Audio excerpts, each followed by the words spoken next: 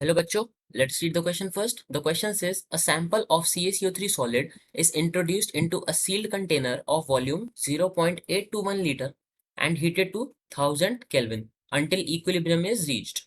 The equilibrium constant for the reaction CaCO3 solid in equilibrium with CaO solid plus CO2 gas is 4 multiplied by 10 raised to the power minus 2 atm at this temperature. Calculate the mass of CaO present at equilibrium. ठीक है, तो हम देखें तो हमारे पास CaCO3 given है and वो इक्विलिब्रियम में CaO एंड CO2 के साथ वॉल्यूम हमें प्रोवाइडेड है एंड टेम्परेचर प्रोवाइडेड है.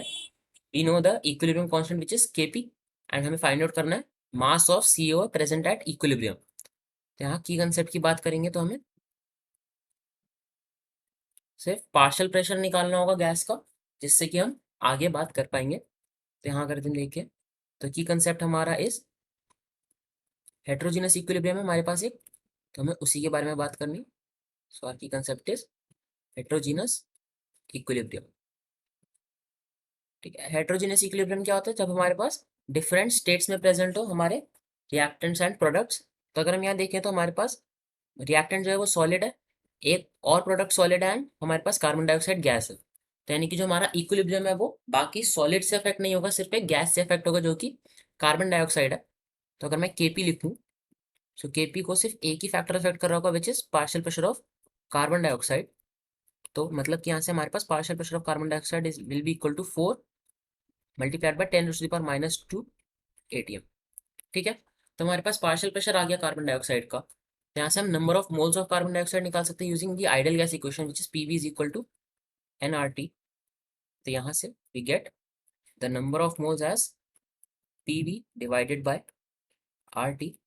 वैल्यू सब्स्टिट्यूट करेंगे. P हमारा पास पार्शियल प्रेशर जो हमने अभी कैलकुलेट किया 4 multiplied by 10 to the power minus 2, volume is 0.821 and it will be divided by R which is 0.0821 multiplied by temperature जो कि 1000 केल्विन है. तो यहाँ से number of moles of carbon dioxide हमारे पास कितना आ गया?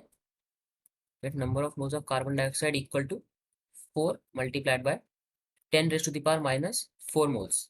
ठीक है, अब यहाँ से हमारे पास कार्बन डाइऑक्साइड के मोल्स आ गए.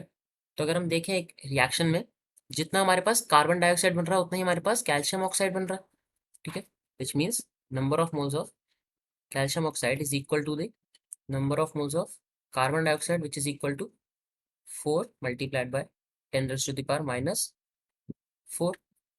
ठीक है, तो अगर हमारे पास नंबर ऑफ मोल्स आ गए कैल्शियम ऑक्साइड के तो हम उसका मास भी निकाल सकते हैं. Molar mass of calcium oxide is equal to 56 gram per mole. तो अगर मेरे को अमाउंट की बात करनी है कि कितना मास प्रेजेंट है उसका, so it will be equal to number of moles multiplied by the molar mass which is m naught. तो यहाँ से हम वैल्यू सब्स्टिट्यूट करेंगे, will get 4 multiplied by 10 raise to the power minus 4 multiplied by 56.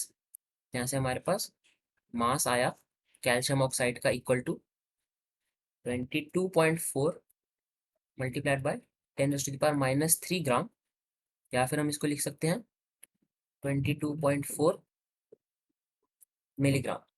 Hope you understood it well. Best of luck.